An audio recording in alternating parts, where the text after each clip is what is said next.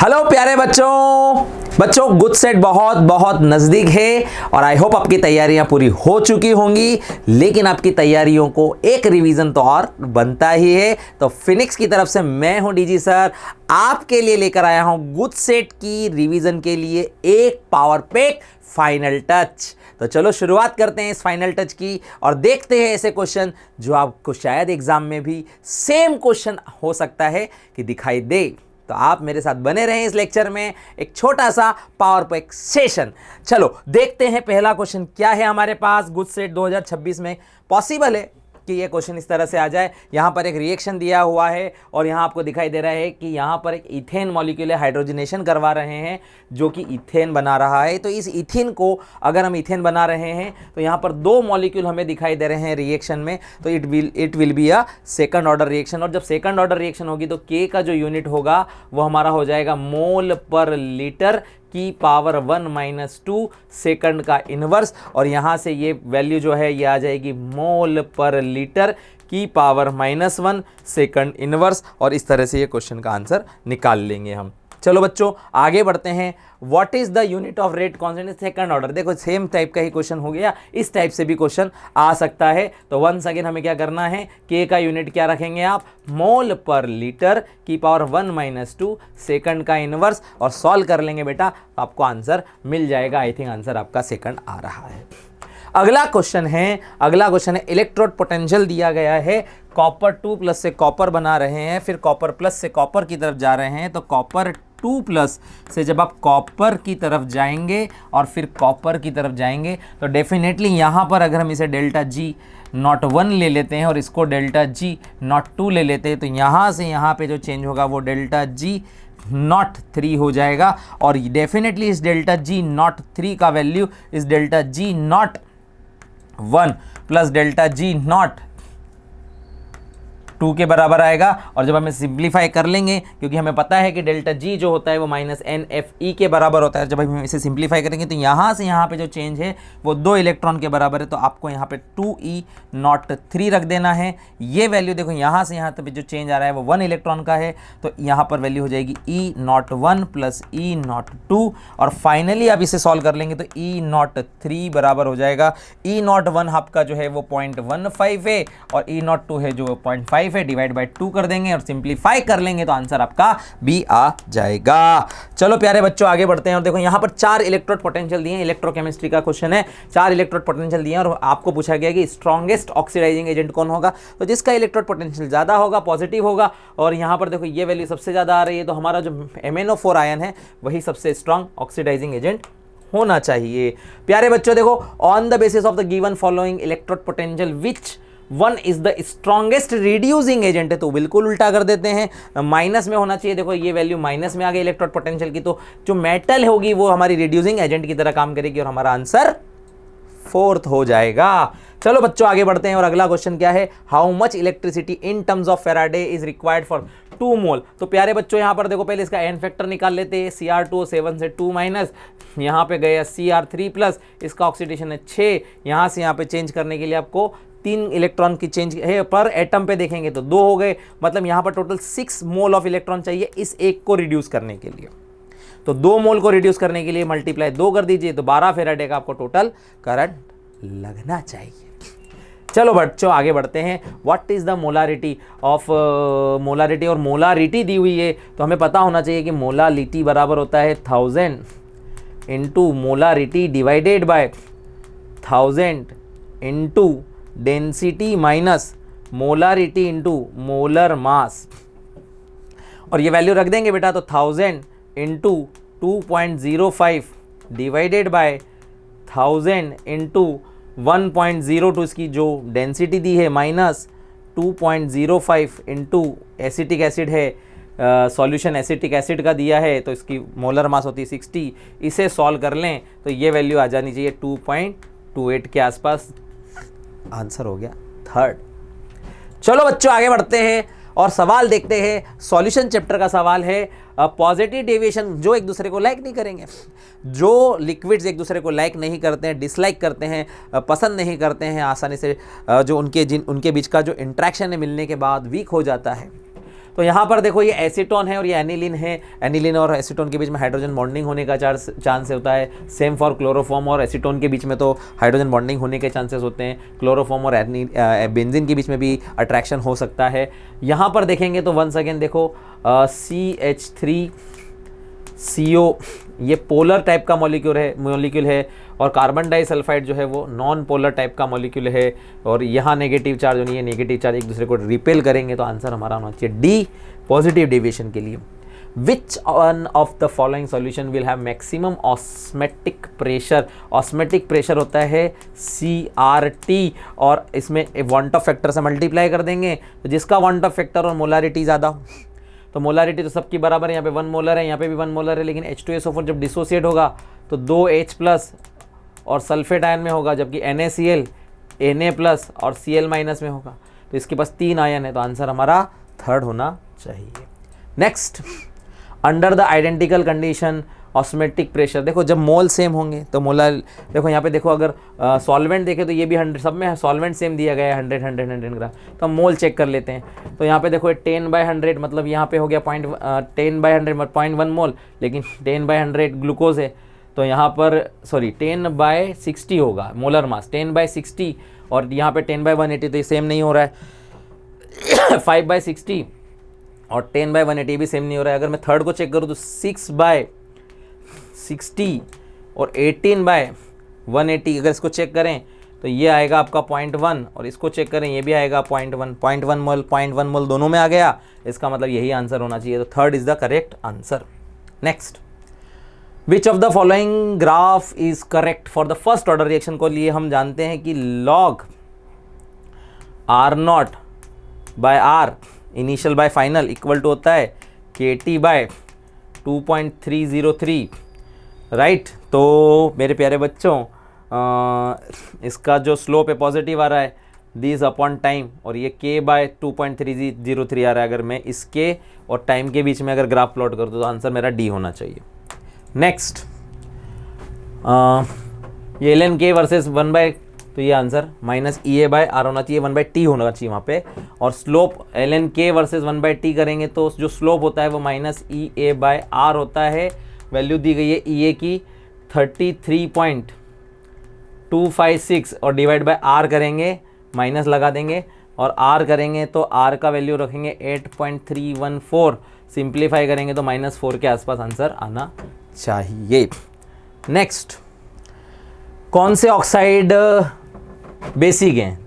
ये वाला तो एसिडिक है, ये बेसिक होता है, ये एम्फोटोरिक होता है, डी ब्लॉक का क्वेश्चन है, ये बेसिक है और ये एम्फोटोरिक है, तो आंसर हो गया second and fourth. Next, which has the Na2+ ले लेंगे और इसका कॉन्फ़िगरेशन लिखेंगे अर्गॉन 3D8, और इसको अगर हम 2 3 4 5 चेक करें, 1 2 3 4 5 6 7 8, कितने अनपेड इलेक्ट्रॉन दिखाई दे रहे हैं प्यारे बच्चों? 2, तो 2 अनपेड इलेक्ट्रॉन के लिए मैग्नेटिक मोमेंटम होता है 2.8। नेक्स्ट, कलर्ड सॉल्यूशन होना चाहिए तो DD ट्रांजिशन पॉसिबल हो। पहले देखो जिंक तो नहीं है, कहीं पे नहीं है, देखो स्कैंडियम 3+, टाइटेनियम 4+ और जिंक 2+, ये कलरलेस हैं, ये सब कलरलेस हैं।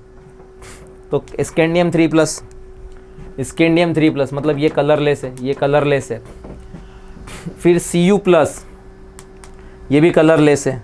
Ag+, ये भी कलरलेस है, तो Cu+, ये भी कलरलेस है, तो ये भी नहीं हो सकता है। निकेल और टाइटेनियम 3+, इन दोनों को चेक करेंगे तो DD ट्रांजिशन पॉसिबल दिखाई देगा, मतलब fourth is the correct answer. Magnetic momentum magnetic momentum दिया गया है 2.84, मतलब अनपेड इलेक्ट्रॉन की संख्या 2 है, तो चेक करेंगे कि अनपेड इलेक्ट्रॉन की संख्या 2 कब आएगी, तो चेक कर लो। निकेल के लिए ये अनपेड इलेक्ट्रॉन की संख्या 2 आएगी। Next, coordination number oxidation number of electron in D. अच्छा ठीक है, आपको एक कॉम्प्लेक्स दिया गया है CO3 ध्यान से देखेंगे और ClO4, प्यारे बच्चों कोऑर्डिनेशन नंबर का मतलब यहाँ पे देखो 4 दिया है तो 4, और ये जो कंपाउंड है कार्बोनेट आयन जो होता है ये बाइडेंटेड हो सकता है, तो इसके 2, मतलब कोऑर्डिनेशन नंबर हो गया 6। इस पे -2 का चार्ज है, इस पे -1 है पर क्लोरेट आयन, तो टोटल -3 है, तो इस पे चार्ज +3 होना चाहिए, मतलब ये आना चाहिए 3। ऑक्सीडेशन नंबर हो गया, कोऑर्डिनेशन नंबर हो गया, number of electron in D orbital. अगर कोबाल्ट की बात करें तो कोबाल्ट के ऊपर +3 का चार्ज है, तो कोबाल्ट +3 जो होता है वो हो जाएगा अर्गॉन 3d6, मतलब इसके पास 6 इलेक्ट्रॉन है। और क्योंकि यहाँ पे स्ट्रॉन्ग फील्ड लिगेंड है तो ये पेयरिंग कर लेंगे तो टोटल 0 हो जाएगा, मतलब आंसर इसका फर्स्ट होना चाहिए।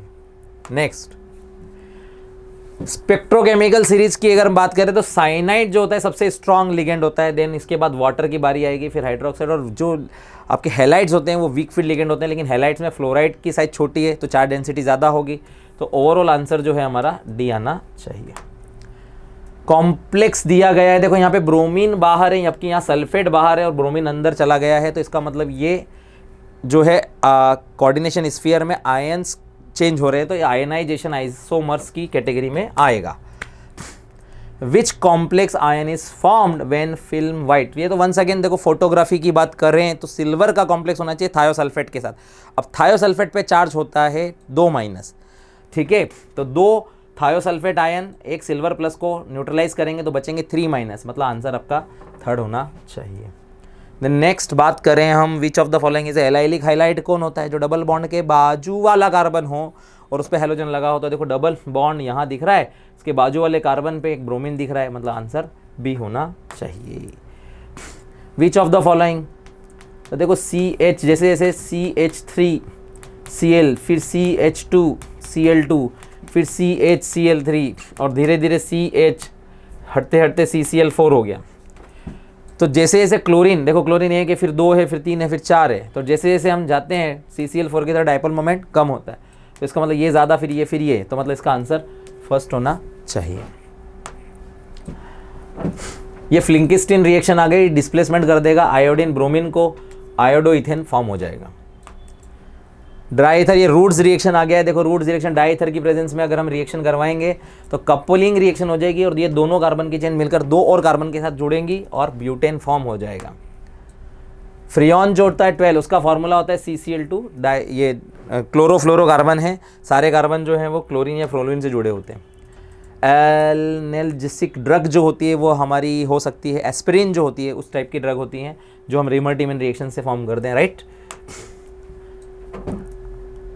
हाइड्रोबोरेशन डीबोरेशन टाइप की रिएक्शन दिखाई दे रही है, तो इसका एक इंटरमीडिएट देखो, अगर मैं इसकी 3 मोल को इस बोरॉन से रिएक्ट करवाऊंगा तो बोरॉन की तीनों हाइड्रोजन सप्लीमेंट हो जाएगी इसके साथ, और ये जुड़ जाएगा कॉर्नर वाले कार्बन के साथ, तो ये आंसर ये होना चाहिए। इसका IUPAC नेमिंग 1 2 3, ये ग्रुप हो गया आपका सब्सटीट्यूएंट, 3 मिथॉक्सी और 1 पे लग गया प्रोपाइन, 1 इन हो गया। चलो फर्स्ट।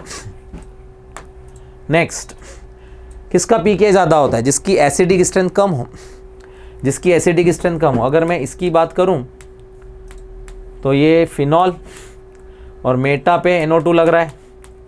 देखो इलेक्ट्रॉन विड्रॉइंग ग्रुप जो होता है वो एसिडिक स्ट्रेंथ को बढ़ा देता है, एसिडिक स्ट्रेंथ को बढ़ा देता है, जबकि इलेक्ट्रॉन डोनेटिंग ग्रुप लगा है जैसे CH3, ऑर्थोक्रिसोल है CH3, वहीं पे फिनॉल, तो अगर इलेक्ट्रॉन डोनेटिंग ग्रुप कहीं पे लगा है तो वो एसिडिक स्ट्रेंथ को कम कर देगा, तो इसका एसिडिक स्ट्रेंथ कम है तो pK वैल्यू ज़्यादा हो जाएगी, तो आंसर इसका थर्ड होना चाहिए।